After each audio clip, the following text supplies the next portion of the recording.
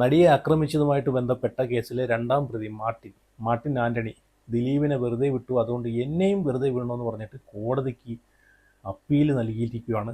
എന്താ അല്ലേ? എന്നാൽ പിന്നെ ഒരു കാര്യം ചെയ്യട്ടെ, എല്ലാവരെയും കൂടെ അങ്ങ് ഇറക്കി വിട്ടു. എന്നിട്ട് ആക്രമിക്കപ്പെട്ട ആ നടിയെ ക്രൂരമായിട്ട് ബലാത്സംഗത്തിന് ഇരയായിട്ടുള്ള ആ നടിയെ പിടിച്ചങ്ങോട്ട് അകത്തോട്ടിട്ടു. അപ്പം പ്രശ്നം തീർന്നല്ലോ. ഇങ്ങനെ ഓരോരുത്തരായിട്ട് കുറ്റം ചെയ്തിട്ടില്ല അല്ലെങ്കിൽ കുറ്റക്കാരല്ലെന്ന് പറഞ്ഞിട്ട് അവരെ വാക്ക് കേട്ടിട്ട് ഇറക്കി വിടുവാണെങ്കിൽ പിന്നെ എന്തിനാണ് ഇവിടെ കോടതിയും നിയമമൊക്കെ അല്ലേ? എന്താ അല്ലേ? ഇവിടെ കോടതി ഞാൻ കുറ്റം പറയുന്നില്ല. കാരണം നമ്മുടെ നീതിന്യായ വകുപ്പിനെ എനിക്ക് വിശ്വാസമുണ്ട് കേട്ടോ. ഇവിടെ കോടതിയെ കുറ്റം പറയാൻ പറ്റത്തില്ല. കുറേ ആളുകൾ ഈ ഒരു വിധി വന്നതിന് ശേഷം കോടതിയെ കുറ്റം പറയുന്നത് ഞാൻ കണ്ടായിരുന്നു. കോടതി അല്ലെങ്കിൽ ജഡ്ജി വാദിക്കുന്ന വക്കീലന്മാർ പൈസ മേടിച്ചിട്ടാണ് ഈ ഒരു കേസ് ഇങ്ങനെ ആക്കി തീർത്തുന്നൊക്കെ പറയുന്ന കമൻ്റ് ഇടുന്നത് ഞാൻ കണ്ടായിരുന്നു. ഒരിക്കലും അവരെ കുറ്റം പറയാൻ പറ്റത്തില്ല. എടേ, ഈ പോലീസ് വല്ല തെളിവെങ്ങാനും കൊടുത്തോ? പോലീസ് വല്ലതും കണ്ടുപിടിച്ചോ? ഇല്ല. പോലീസ് ഒന്നും ഈ 8 വർഷം പോലീസും ഇവിടെ പട്ടാളമൊക്കെ ഉണ്ടായിട്ട് എന്ത് ചെയ്ത്? ഈ കേസുമായിട്ട് ബന്ധപ്പെട്ട എന്തെങ്കിലും ഒരു തെളിവ് പോലീസ് കണ്ടുപിടിച്ചു കോടതിയെ സമീപിച്ചോ? ഈ അതിജീവിതയ്ക്ക് വേണ്ടിയിട്ട് വാദിക്കുന്ന വക്കീലന്മാരായിക്കോട്ടെ, വല്ല തെളിവും, വല്ല സ്ട്രോങ് ആയിട്ടുള്ള തെളിവ് 8 വർഷം കൊണ്ട് കണ്ടുപിടിച്ചോ? ഇല്ല. കൊണ്ട് വായത്താളം അടിക്കുന്നതല്ലാതെ ഇവരാരും ഒരു തെളിവും കണ്ടുപിടിച്ചിട്ടില്ല. നേരെ മറിച്ച് കുറച്ച് സോഷ്യൽ മീഡിയയിൽ മുമ്പിലോ അല്ലെങ്കിൽ കുറച്ച് ചാനലുകാർ ക്യാമറയും തൂക്കി വന്നാലോ ഇവരെ വായിന്നൊക്കെ വീഴുന്ന വാക്കുകളൊക്കെ കാണുമ്പോഴത്തേക്ക് നമ്മൾ വിചാരിക്കും, ഓഹോ, നാളെ തന്നെ അതിജീവിതയ്ക്ക് നീതി മേടിച്ചു കൊടുക്കുമെന്ന് വിചാരിച്ചു പോകും ഇവരൊക്കെ സംസാരം കണ്ടു കഴിഞ്ഞാൽ, അല്ലേ? ഈ ഒരു കേസ് പരാജയപ്പെട്ട് ഇറങ്ങിയതിന് ശേഷം ഇവരൊക്കെ പറയുന്ന വാക്കുകൾ കേട്ട് കഴിഞ്ഞാൽ നമ്മളെന്തോ ഇത്രയും അറിവും കാര്യങ്ങളും അല്ലെങ്കിൽ ഇത്രയും നിയമത്തിനെ പറ്റിയിട്ട് അറിയാവുന്ന ആൾക്കാരാണോ ഈ ഒരു കേസ് തോറ്റിയെന്ന് വിചാരിക്കും. പക്ഷെ കോടതിക്ക് വേണ്ടുന്നത് ഈ പറഞ്ഞിട്ടുള്ള വായ്ത്താളങ്ങളല്ല, തെളിവാണ് വേണ്ടുന്നത്. അതാണ് ഞാൻ പറഞ്ഞത്. കോടതിയെ കുറ്റം പറഞ്ഞിട്ട് കാര്യമില്ല, നമ്മളെ നീതിന്യായ വകുപ്പിനെ കുറ്റം പറഞ്ഞിട്ട് കാര്യമില്ല. കോടതിക്ക് തെളിവാണെന്ന്. നാളെ നമ്മളൊരു കേസുമായിട്ട് ബന്ധപ്പെട്ട് കോടതിയെ സമീപിക്കുന്ന ആ സമയത്തെ നമുക്ക് അതിൻ്റെ ഗൗരവം മനസ്സിലാവത്തുള്ളൂ. നമ്മൾ വെറുതെ അവിടെ ചെന്നിട്ട് ഇതുപോലെയൊക്കെയാണ്, ഇന്ന പോലെയൊക്കെയാണ്, ഞാൻ കുറ്റക്കാരനല്ല എന്ന് പറയുമ്പോഴത്തേക്ക് കോടതി വയ്ക്കും, മോനെ തെളിവെന്ന് കാണിക്കാൻ പറയും. അപ്പം കൈ മലർത്തി കാണിച്ചു കഴിഞ്ഞാൽ എന്നാൽ കയറിക്കോ ജയിലിലോട്ടെന്ന് പറയും, വിട്ടോ ജയിലിലോട്ടെന്ന് പറയും. അവിടെ തെളിവാണ് പ്രധാനം. ഇവിടെ ഈ 8 വർഷം കൊണ്ട് എന്തോന്ന് തെളിവാണ് ഇവിടെ കണ്ടുപിടിച്ചിട്ടുള്ളത്? എന്തോന്ന് തെളിവാണ് ഈ വാദിച്ചിട്ടുള്ള വക്കീലന്മാരായിക്കോട്ടെ, ഈ അതിജീവിതയ്ക്ക് വേണ്ടിയിട്ട് നിന്നിട്ടുള്ള വക്കീലന്മാരായിക്കോട്ടെ, പോലീസന്മാരായിക്കോട്ടെ കണ്ടുപിടിച്ചിട്ടുള്ളത്? ഒരു മണ്ണാങ്കട്ടയും കണ്ടുപിടിച്ചിട്ടില്ല, അല്ലേ? ഇവിടെ ആ ബാലചന്ദ്രൻ എന്ന് പറഞ്ഞിട്ടുള്ളൊരു മനുഷ്യനുണ്ടായിരുന്നെങ്കിൽ ഈ കേസിന് എന്തെങ്കിലുമൊക്കെ കുറച്ച് പുരോഗതി ഉണ്ടായതിനെന്നാണ് എനിക്ക് തോന്നുന്നത് കേട്ടോ. എനിക്ക് തോന്നുന്നു പുള്ളിയുടെ ഈ ഒരു പെട്ടെന്നുള്ളൊരു മരണത്തെയും അന്വേഷിക്കേണ്ടിയിരിക്കുന്നു. പുള്ളി എങ്ങനെയാണ് മരിച്ചത്? ഇത്രയും പെട്ടെന്ന് പുള്ളി ആ ഒരു കേസിൻ്റെ സമയത്തൊക്കെ നിൽക്കുന്ന സമയത്ത് പുള്ളി പെട്ടെന്ന് രോഗബാധിതനാവുന്നു. പെട്ടെന്നുള്ള മരണമായിരുന്നു, അല്ലേ? ഒരു പക്ഷേ പുള്ളി ഉണ്ടായിരുന്നെങ്കിൽ ഈ ഒരു അതിജീവിതയ്ക്ക് ഉറപ്പായിട്ടും നീതി ലഭിച്ചേനെന്നാണ് എൻ്റെ ഒരു വിശ്വാസം. എന്തായാലും നടിയെ ആക്രമിച്ച കേസിലെ രണ്ടാം പ്രതിയായിട്ടുള്ള മാർട്ടിൻ ആന്റണി കോടതിയിൽ അപ്പീലിന് പോയിട്ടുണ്ട്. ദിലീപിനെ വെറുതെ വിട്ടു, അതുകൊണ്ട് എനിക്കും അത് ബാധകമാണ്, എന്നെയും കൂടെ വെറുതെ വിടണം എന്ന് പറഞ്ഞിട്ടാണ് കോടതിയെ സമീപിച്ചിരിക്കുന്നത്. അപ്പോൾ എന്തായാലും ആ ഒരു വാർത്ത ഒന്ന് കണ്ടുനോക്കാം. നടിയെ ആക്രമിച്ച കേസിൽ ശിക്ഷ റദ്ദാക്കണമെന്നാവശ്യപ്പെട്ട് രണ്ടാം പ്രതി മാർട്ടിൻ ഹൈക്കോടതിയെ സമീപിച്ചു. 8ാം പ്രതിയായിരുന്ന ദിലീപിന് ലഭിച്ച ആനുകൂല്യം തനിക്കും കിട്ടണം എന്നാണ് ആവശ്യം. കേസുമായി ബന്ധമില്ലെന്നും ഹർജിയിൽ പറയുന്നു. വിഷ്ണു സുരേഷാണ് ചേരുന്നത് കൊച്ചിയിൽ നിന്ന് വിവരങ്ങളുമായി. വിഷ്ണു, 8ാം പ്രതിയായിരുന്ന ദിലീപിന് ഗൂഢാലോചന അത് തെളിയിക്കാൻ കഴിഞ്ഞില്ല എന്നതിന്റെ പേരിൽ കുറ്റവിമുക്തനാക്കിയ ഒരു സാഹചര്യം നിൽക്കുന്നു. തനിക്കെതിരെയുള്ളത് അതുപോലെയുള്ള ഒരു ഗൂഢാലോചന കേസാണ്. അതിൽ തന്നെയും വെറുതെ വിടണം എന്നാണോ ഇപ്പോൾ ആവശ്യപ്പെടുന്നത്? എന്തെല്ലാം കാര്യങ്ങളാണ് ഇപ്പോൾ മാർട്ടിൻ മുന്നോട്ട് വയ്ക്കുന്നത്? രണ്ട് പ്രധാനപ്പെട്ട കാര്യങ്ങളാണ് മാർട്ടിന് ശിക്ഷ റദ്ദ് ചെയ്യണമെന്ന് ആവശ്യപ്പെട്ട് നൽകിയിട്ടുള്ള അപ്പീൽ ഹർജിയിൽ പറയുന്നത്. ഒന്ന്, ദിലീപിന് ഈ കേസുമായി ബന്ധപ്പെട്ട ഒരു മോട്ടീവ് ഉണ്ടായിരുന്നു എന്നാണ് പ്രോസിക്യൂഷന്റെ കണ്ടെത്തൽ. പക്ഷേ അത് തെളിയിക്കാൻ പറ്റിയിട്ടില്ല. തന്റെ കാര്യത്തിലേക്ക് വരുമ്പോൾ അത്തരത്തിലൊരു മോട്ടീവേ ഇല്ല. പിന്നെ ഏത് സാഹചര്യം അതുകൊണ്ട് തന്നെ ദിലീപിനെ വെറുതെ വിട്ട സാഹചര്യം തന്റെ കേസിലും പരിഗണിക്കണം എന്ന് മാർട്ടിൻ വ്യക്തമാക്കുന്നുണ്ട്. മറ്റൊന്ന്, ഈ കേസിൽ മാഡം ആരാണ് എന്ന് പ്രോസിക്യൂഷനോട് കോടതി തന്നെ ചോദിക്കുന്ന ഒരു ചോദ്യമുണ്ട്. എന്തുകൊണ്ട് മാഡത്തെ കേന്ദ്രീകരിച്ച് അന്വേഷണം നടത്തിയില്ലെന്ന്. അതേപോലെ തന്നെ മാർട്ടിനും പറയുകയാണ്, ഈ സംഭവം നടക്കുന്ന സമയത്ത് തന്നെ ഒരാൾ വാഹനത്തിൽ നിന്ന് പിടിച്ചു വലിച്ചു കൊണ്ടുപോയി, അയാൾ ആരാണ് എന്ന് കേന്ദ്രീകരിച്ച് ഒരു അന്വേഷണവും ഇവിടെ നടന്നിട്ടില്ല. സബ്സ്റ്റാൻഷ്യൽ ആയിട്ടുള്ള അന്വേഷണം നടത്തുന്നതിൽ പ്രോസിക്യൂഷൻ പരാജയപ്പെട്ടിട്ടുണ്ട്. അതുകൊണ്ട് തന്നെ ഈ ഗൂഢാലോചനയിൽ തനിക്ക് പങ്കുണ്ട് എന്ന് തെളിയിക്കാൻ നിലവിൽ പ്രോസിക്യൂഷൻ സാധിച്ചിട്ടില്ല. പക്ഷേ വിചാരണ കോടതിയിൽ ആ കണ്ടെത്തൽ അത് തെറ്റാണ് എന്ന് ചൂണ്ടിക്കാണിച്ചാണ് മാർട്ടിൻ ഇപ്പോൾ അപ്പീൽ ഹർജി നൽകിയിട്ടുള്ളത്. ഈ കേസിലെ രണ്ടാം പ്രതിയാണ് മാർട്ടിന് വേണ്ടി അലക്സ് ജോസഫ് എന്ന അഭിഭാഷകനാണ് അപ്പീൽ ഫയൽ ചെയ്തിരിക്കുന്നത്. മാർട്ടിന്റെ അപ്പീൽ ക്രിസ്മസ് അവധിക്ക് ശേഷം ഹൈക്കോടതി പരിഗണിക്കുമെന്നാണ് മനസ്സിലാക്കുന്നത്. ഈ കേസിൽ ഇതുവരെ 3 പ്രതികളാണ് ഇപ്പോൾ ശിക്ഷ റദ്ദ് ചെയ്യണമെന്ന് ആവശ്യപ്പെട്ട് ഹൈക്കോടതിയെ സമീപിച്ചിട്ടുള്ളത്. നേരത്തെ 5-ം പ്രതി സലീമും 6-ം പ്രതി പ്രദീപും ഇതേ ആവശ്യം ഉന്നയിച്ച് ഹൈക്കോടതിയെ സമീപിച്ചിട്ടുണ്ടായിരുന്നു. 3 പേർക്കും 20 വർഷം കഠിന തടവാണ് വിചാരണ കോടതി വിധിച്ചത്. പക്ഷേ ആ ശിക്ഷ നിലനിൽക്കില്ല. അത് അങ്ങേയറ്റം പ്രത്യേകിച്ച് ഈ ഗൂഢാലോചന നടത്തിയെന്ന് പ്രോസിക്യൂഷൻ പറയുന്ന ദിലീപിനെ കുറ്റമുക്തനാക്കിയ പശ്ചാത്തലത്തിൽ അതേ വകുപ്പുകൾ ചുമത്തിയാണ് ഞങ്ങൾക്കെതിരെ കേസെടുത്തിട്ടുള്ളത്. അതുകൊണ്ട് ഞങ്ങൾക്കെതിരെയുള്ള വകുപ്പുകൾ നിലനിൽക്കില്ല എന്നാണ് പ്രതികൾ പറയുന്നത്. സംസ്ഥാന സർക്കാർ ഇതുമായി ബന്ധപ്പെട്ട് ഈ ശിക്ഷ ദിലീപിനെ കുറ്റമുക്തനാക്കിയതുമായി ബന്ധപ്പെട്ട ഇവിടെ തെളിവില്ലാത്തത് കൊണ്ടാണ് ദിലീപിനെ വെറുതെ വിട്ടത് എന്നതുകൊണ്ട് ദിലീപ് കുറ്റക്കാരനല്ലെന്ന് ഉറപ്പിക്കാൻ ഒരിക്കലും നമുക്ക് കഴിയത്തില്ല. ദിലീപിന് എതിരായിട്ടുള്ള തെളിവുകളൊന്നും കോടതിയിൽ സമർപ്പിക്കാൻ സാധിച്ചിട്ടില്ല. അതുകൊണ്ട് മാത്രമാണ് ദിലീപിനെ വെറുതെ വിട്ടത്. അന്ന് കരുതി ദിലീപ് കുറ്റക്കാരനല്ല എന്ന് നമുക്ക് എങ്ങനെ പറയാൻ സാധിക്കും?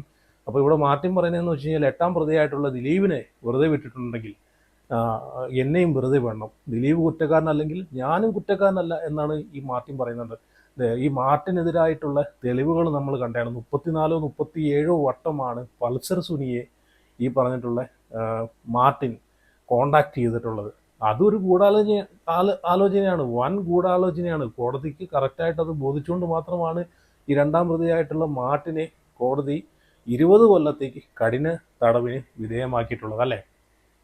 അല്ലാതെ ഇപ്പം ദിലീപിൻ്റെ കേസ് എടുക്കുകയാണെങ്കിൽ ദിലീപിൻ്റെ ഭാഗത്തുനിന്ന് ഒരു തെളിവും കോടതിക്ക് കണ്ടെത്താൻ സാധിച്ചിട്ടില്ല. അത് ഹാജരാക്കാൻ ഈ കേസ് അന്വേഷിക്കുന്ന അല്ലെങ്കിൽ ഈ നടിയുടെ ഭാഗത്തുനിന്നുള്ള വക്കീലിനോ ആ കേസുമായിട്ട് ബന്ധപ്പെട്ട് അന്വേഷിക്കുന്ന ഉദ്യോഗസ്ഥർക്കോ അതിന് സാധിച്ചിട്ടില്ല. അതുകൊണ്ട് മാത്രമാണ് എന്ന് കരുതി ഞാൻ വീണ്ടും പറയുകയാണ്, ദിലീപ് കുറ്റക്കാരനല്ല എന്ന് നമുക്ക് ഉറപ്പിക്കാൻ ഒരിക്കലും സാധിക്കത്തില്ല. ഇപ്പോഴും അപ്പീൽ കൊടുത്തിട്ടുണ്ട്. ഇപ്പം ഈ പറഞ്ഞിട്ടുള്ള ക്രിസ്മസിന് ശേഷം അത് പരിഗണിക്കുമെന്നാണ് പറയുന്നത്.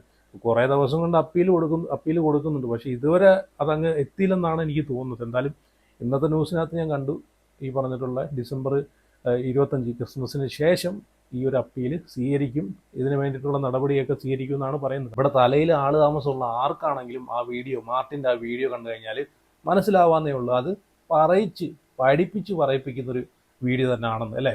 ഒരു കാര്യം എക്സ്പീരിയൻസ് ചെയ്ത് പറയുന്നതും അതല്ല അത് പഠിപ്പിച്ച് പറയുന്നതും തമ്മിലുള്ള വ്യത്യാസം നമുക്ക് ആ വീഡിയോയിൽ തന്നെ കാണുമ്പോൾ തന്നെ മനസ്സിലാക്കാന്നേ ഉള്ളൂ. അതാണ് ഞാൻ പറഞ്ഞത്, അരിയാഹാരം കഴിക്കുന്ന ജനങ്ങൾക്ക് അത് കണ്ടു കഴിഞ്ഞാൽ മനസ്സിലാവും എന്ന് ഞാൻ വിചാരിക്കുന്നു. അത് പഠിപ്പിച്ച് പറയിപ്പിച്ച് എടുത്തൊരു വീഡിയോ തന്നെ ആണെന്ന് അല്ലേ. ഫുൾ സ്ക്രിപ്റ്റാണ്. അതിൻ്റെ മാർട്ടിൻ്റെ കണ്ണിൻ്റെയും അതുപോലെ ആ കണ്ണിൻ്റെ ആംഗിൾ നോക്കിക്കഴിഞ്ഞാൽ മനസ്സിലാവും. കണ്ണിൻ്റെ ഓരോ മൂവ്മെൻറ്റ് നോക്കിക്കഴിഞ്ഞാൽ നമുക്ക് മനസ്സിലാവും. അത് നല്ല രീതിയിൽ ആ ഒരു വീഡിയോ പഠിപ്പിച്ച് വിട്ടടിപ്പിച്ചൊരു വീഡിയോ ആണ്, ചെയ്യിപ്പിച്ചെടുത്തൊരു വീഡിയോ ആണെന്നല്ലേ. ഈ കേസിൽ മെയിൻ സാക്ഷിയായിട്ടുള്ള ബാലചന്ദ്രൻ പുള്ളി അന്ന് പറയുന്നൊരു വീഡിയോ ഞാൻ ഇവിടെ ജസ്റ്റ് ഒന്ന് വെച്ച് തരാം, നിങ്ങളൊന്ന് കണ്ടു നോക്ക്. തെളിവുകൾ നിലവിൽ പോലീസിന് കൊടുത്തിട്ടുണ്ട്. നിങ്ങൾ ആകെ ഒരു 4-5 ഓഡിയോ ക്ലിപ്പുകളെ കേട്ടിട്ടുള്ളൂ. നിലവിൽ ഈ പബ്ലിക് ഡൊമൈനിൽ ഇപ്പോൾ കേട്ടിട്ടുള്ളൂ. 27 ഓഡിയോ ക്ലിപ്സ് ഞാൻ കൊടുത്തിട്ടുണ്ട്. 27 ഓഡിയോ ക്ലിപ്സ് ഉണ്ട്. അതിൽ 1.5 പേജ് അതിന്റെ വെർബാറ്റം നടത്തിയെടുത്തപ്പോൾ 1.5 പേജുള്ള ഡയലോഗ്സ് വരെ ഉണ്ട്. അപ്പോൾ പലരും ചോദിക്കുന്നുണ്ട് വാലും തുമ്പും ഇല്ലാത്ത ഓഡിയോ എന്നൊക്കെ ചോദിക്കുന്നുണ്ട്. അത് ടീസറാണ്, നിങ്ങൾ കേട്ടതൊക്കെ ടീസറാണ്. 23 മിനിറ്റ് ദൈർഘ്യമുള്ള ഓഡിയോ ക്ലിപ്പുണ്ട്, 1 മണിക്കൂർ ദൈർഘ്യമുള്ള ഓഡിയോ ക്ലിപ്പുണ്ട്, 8 മിനിറ്റ് ദൈർഘ്യമുള്ള ഓഡിയോ ക്ലിപ്പുണ്ട്. അങ്ങനെ 27 ഓഡിയോ ക്ലിപ്പുകൾ നിലവിൽ പോലീസിന്റെ കൈവശമാണ്. ഈ കേസിൽ തെളിവുകളായിട്ടുള്ള 27 മിനിറ്റുള്ള ഓഡിയോ ക്ലിപ്പ്, അതുപോലെ 8 മിനിറ്റുള്ള ഓഡിയോ ക്ലിപ്പ്, 27 ഓഡിയോ ക്ലിപ്പുകൾ പോലീസിന് കൈമാറിയിട്ടുണ്ടെന്നാണ് പറയുന്നത്. ഈ ഓഡിയോ ക്ലിപ്പുകളൊക്കെ എവിടെയാണ്, എന്ത് ചെയ്തൊക്കെ? പുള്ളി പോയതോടുകൂടി അതും അങ്ങ് പോയോ? അതിനെ അങ്ങ് കുഴിച്ച് മണ്ണിട്ടോ? എന്തായാലും ഈ പുള്ളിയുടെ മരണം എനിക്കൊരു ദുരൂഹത തോന്നുന്നു കേട്ടോ. എനിക്ക് വിശ്വസിക്കാൻ പറ്റുന്നില്ല. കാരണം ഈ പുള്ളിക്ക് ഞാനൊരു കാര്യം ആലോചിച്ചപ്പോഴത്തേക്ക് ഇങ്ങാർക്ക് വല്ല കാര്യമുണ്ടോ? അതേ സിനിമയിൽ വന്ന് നിൽക്കുന്നൊരു സമയമാണ് അല്ലേ, ഈ ഒരു കേസിൻ്റെ കാര്യങ്ങളുമായിട്ട് ബന്ധപ്പെട്ട് നിൽക്കുന്ന ഒരു സമയത്ത്, സാക്ഷി കൊടുക്കുന്ന സമയത്ത് ഈ ഒരു ഫിലിം ഇൻഡസ്ട്രിയിൽ ഇങ്ങാര് ചുവട് വെച്ചിട്ടേ ഉള്ളൂ. ഇങ്ങാർക്ക് വേണമെങ്കിൽ ഇതിൻ്റെ വല്ല കാര്യം ഉണ്ടായിരുന്നോ? ഈ പറഞ്ഞിട്ടുള്ള ഈ ബാലചന്ദ്രൻ തന്നെ പറയുന്നുണ്ട്, ഈ ആക്രമിക്കപ്പെട്ട നടിയുമായിട്ട് ഒരു ബന്ധവുമില്ല, നേരിട്ട് കണ്ടിട്ട് പോലുമില്ല, പുള്ളി മരിക്കുന്നത് വരെ നേരിട്ട് കണ്ടിട്ടില്ലെന്നാണ് പറഞ്ഞത്, ഒരു വീഡിയോക്കകത്ത് പറഞ്ഞ് ഞാൻ കണ്ടിട്ടുള്ളത്. അപ്പോൾ അങ്ങനെയുള്ളൊരു നടിക്ക് വേണ്ടിയിട്ട് ഇങ്ങാര് ഇത്രയും എഫോർട്ട് എടുക്കേണ്ട കാര്യം എന്താണ് അല്ലേ? അപ്പോൾ ഒന്ന് ആലോചിച്ച് നോക്കിയേ. ഇപ്പം ഈ ദിലീപിനെതിരെ സാക്ഷി പറയുന്നു, അപ്പം ഇയാൾക്ക് ചിന്തിക്കാനേ ഉള്ളൂ. കാരണം അയാളെ ഫ്യൂച്ചർ കാര്യങ്ങൾ, കാരണം ദിലീപിനെതിരെ ഉറപ്പായിട്ടും ഈ സാക്ഷി പറഞ്ഞു കഴിഞ്ഞാൽ പിന്നെ അയാളെ ഈ ഫിലിം ഇൻഡസ്ട്രിയിൽ തന്നെ അയാളെ നിലനിൽപ്പ് ഉണ്ടാവത്തില്ല എന്ന് ആൾക്ക് നല്ലതുപോലെ അറിയാം അല്ലേ. എന്നിട്ടും ഇയാൾ ഇത്രയും ധൈര്യത്തോടെ പറയണമെങ്കിൽ ഇതിനകത്ത് എന്തൊക്കെയോ സത്യം ഉള്ളത് സത്യമുണ്ടത് കൊണ്ടല്ലേ ഇയാൾ ഇത്രയും തുറന്ന് പറഞ്ഞ് ഇത്രയും സാക്ഷി കൊടുത്തത്, തെളിവുകൾ ഉൾപ്പെടെ കൊടുത്തത്. പക്ഷെ എന്ത് പറയാൻ, പുള്ളി ഇല്ലാത്തതുകൊണ്ട് ആ തെളിവുകളും വിലയില്ലാതായിപ്പോയി അല്ലേ. പല തെളിവുകളും ഇപ്പോഴും കാണുന്നില്ല. പുള്ളി പോയതോടുകൂടി, പുള്ളി മരിച്ചു മണ്ണിനടി പോയതോടുകൂടി ആ തെളിവുകളും നശിച്ചു എന്ന് വേണമെങ്കിൽ പറയാം.